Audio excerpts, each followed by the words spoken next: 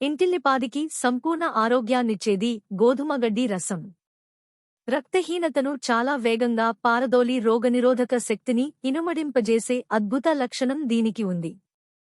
పోషకాల సాంద్రత గింజలో కన్నా మొలకలో కన్నా గడ్డిలో చాలా రెట్లు ఎక్కువ. కూరగాయల రసంలో కన్నా గోధుమ గడ్డి రసంలో నేరుగా రక్తవృద్ధికి తోడ్పడే పోషకాలు 7-8 రెట్లు ఎక్కువగా ఉన్నాయని నిపుణులు చెబుతున్నారు.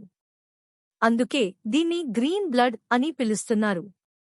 ఇటువంటి గోధుమ గడ్డిని ఇంటి పంటల్లో భాగంగా పండించుకోవటం చాలా సులభం. కొబ్బరిపొట్టు మరియు వర్మీకంపోస్టు లేదా కంపోస్టు మరియు కొంచెం మట్టి కలిపిన మట్టి మిశ్రమం వాడొచ్చు. 2-3 అంగుళాల లోతు మట్టి మిశ్రమం చాలు. 8 లేదా 9 రోజుల్లో గోధుమ గడ్డి కోతకు వస్తుంది.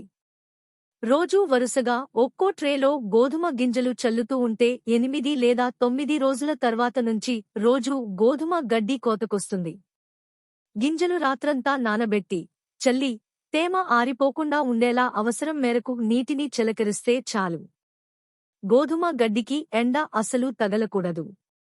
ట్రేలు, ప్లాస్టిక్ గిన్నెల్లో ఇంట్లోనే సులభంగా పెంచుకోవచ్చు. చెట్ల కింద నీడలో మడుల్లో పెంచవచ్చు.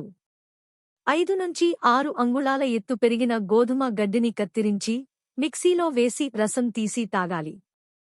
అన్ని వయసుల వారు పరగడుపున తాగొచ్చు. ఇంటి పంటలపై అవగాహన ఉన్నవారికి గోధుమ గడ్డిని పెంచటం అసలు సమస్యే కాదు.